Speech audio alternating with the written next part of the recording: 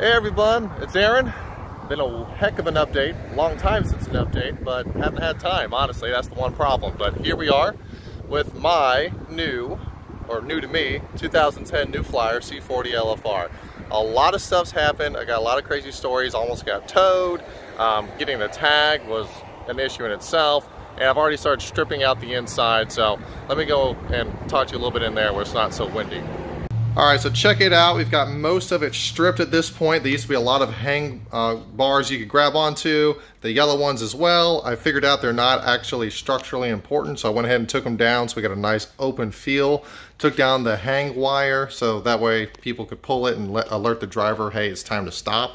But it's looking really good here on the inside. The only big problem I'm having is taking this box down. It had to be some kind of personal storage. I think above that that has to be an exhaust for the CNG or possibly even the air, because this has air ride and air brakes. But it didn't come with any keys, so I have no idea how to open this guy up and rip it out. So we got to figure out this little contraption here. I did find out something really cool about the windows. Almost all of them pop open just like that to let in a lot of natural airflow. So that's been helping as I've been tweaking and taking things down in here. And it's surprisingly well insulated. I'm not sure if it's because it's a bigger space or if because the higher ceiling, so the heat's actually, up here, or if it's because the tanks are on top and they're absorbing most of the heat. But hey, it's actually not that bad in here. And then just to give you some scale, this is a really long bus here. It's 40 feet.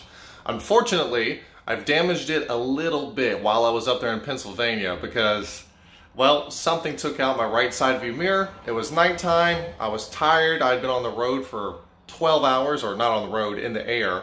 I'm flying and lots of delays and ear pressure was killing me. It was not a good first couple days picking up this bus.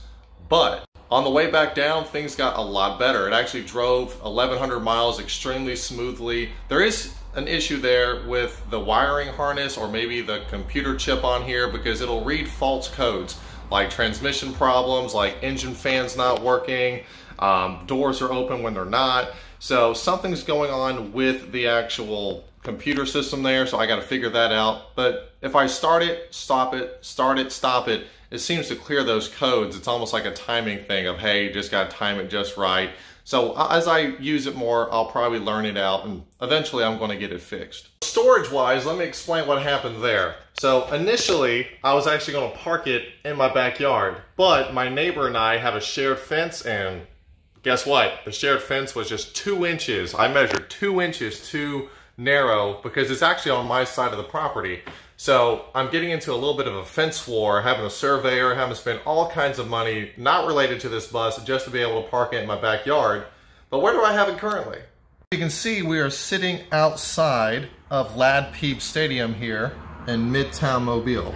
So where I'm parked is a little bit of a, I guess, no man's land because it's not part of the public park, it's not part of the public road system. It's like this little unclaimed area where there's no parking restrictions as far as I can tell, no parking signs, no signs that say you can't park overnight here. And it's been sitting here for about a week and a half, and I haven't had any issues whatsoever, which is pretty funny because everyone always complains, oh, Midtown, Lad Peeps is such a dangerous area, oh my god, oh, the horror. It's really not. I mean, people just don't get outside and actually talk to people anymore. If you're not bothering people and you're minding your own business, and also, I highly doubt someone's going to try to steal a 40-foot bus that runs off compressed natural gas. And it also has like 4 or 5 steps you have to do just to start the thing. And I've already added a kill switch to it, so you couldn't move this if you wanted to. Only a big heavy rig tow truck is going to. And it seems like I've evaded those guys for now. So the goal is to use this as the living room area, and it's quite spacious. You can see where I've torn everything down here and kind of opened it up. Not sure what I'm going to put on top of the tire wells or the wheel wells there. I mean, I can do a refrigerator, I can do storage, a closet, I can even do a stove top. I can get pretty creative with that. Now, these things on the side here actually hide the ductwork for the AC system that's already built in. So I got to figure out a way to tap into that so that way I can have, a running AC system. Because if I can get that to run while it's not driving, I already have a built-in AC and that's going to save a lot of money. So might require a little bit of electrical knowledge that I'll have to acquire, but we'll see about that. And I've also got built-in speaker systems, and they actually sound pretty cool. This is the intercom system on this bus, that way the driver can talk to passengers. So I probably will be upgrading those, but I've got to figure out the wiring for that because it's 12 years old, so I want to have to update it a little bit and tear those out. But so far, so good. So up front here we have the driver's seat.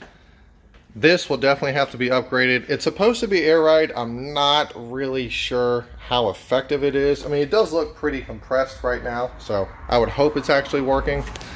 And yeah, it's really dusty in here. I need to clean this guy out. I actually had to wear a mask part of the way down because I was running the AC or the heat system, and then I was like, wait, I can't breathe.